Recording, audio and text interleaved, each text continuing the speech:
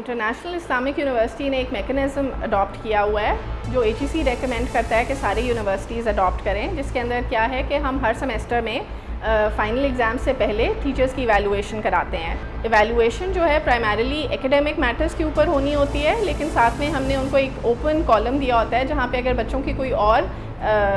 Recommendation है उस teacher के बारे में या कोई प्रॉब्लम है तो हमें इन्फॉर्म कर सकते हैं। ये जो पूरा सिस्टम है ये इस तरीके से डिज़ाइन किया गया है कि उसमें डिपार्टमेंट का और कंसर्न टीचर की बिल्कुल इन्वॉल्वमेंट नहीं होती। डीन ऑफिस के लोग डायरेक्टली बच्चों को क्लासरूम में जाते हैं, ये सारा डेटा कलेक्ट करते हैं और डेटा को फाइनली इवैल्यूएट भी डीन ऑफिस में किया जाता है। तो उससे ये है कि अगर किसी पॉइंट पे बच्चों को कोई प्रॉब्लम आ रहा हो तो वो बहुत टाइमली मैनर में रिजॉल्व हो जाता है। और फिर एंड ऑफ द सेमेस्टर हमारी एक मीटिंग होती है जिसके अंदर हमारे जो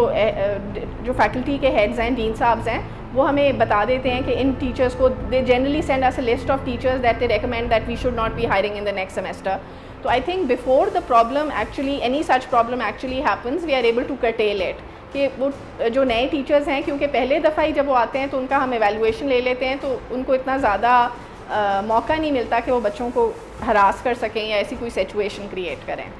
जो AGC ने रेकमेंड किया है कि टीचर्स को एवेलुएट करना चाहिए स्पेशली, एंड इट इज़ अब तो ज़माना वो है कि आप सिर्फ मेल टीचर्स को नहीं, फ़ीमेल टीचर्स को भी एवेलुएट करें, उनकी एकेडमिक परफॉर्मेंस भी एवेलुएट करें, एंड एज ह्यूमन बीइंग्स उनका जो कंडक्ट है वो किस तरह का है, it needs to be judged. तो ये जो मैकेनिज़्म हमने यहाँ पे अडॉप्ट किया हुआ है, आप फेडरल में देखें, अगेन अर्बन सेंटर्स में देखें तो उसका रुझान थोड़ा ज़्यादा है। रूरल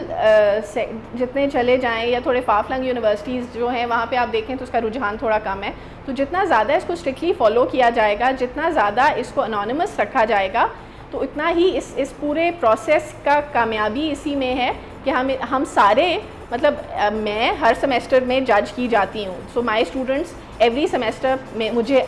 और ये मैं नहीं, हमारे यूनिवर्सिटी के हर टीचर को जज किया जाता है। तो जितना हम इसको इनकरेज करेंगे कि इसको इम्पार्शल तरीके से जज किया जाए, उतना ज़्यादा हम ऐसे मौक़े ख़त्म करेंगे कि जहाँ पे बच्चों के लिए कोई ऑकवर्ड सिचुएशन क्रिएट हो या कोई प्रॉब्लमेटिक सिचुएशन क्रिएट हो।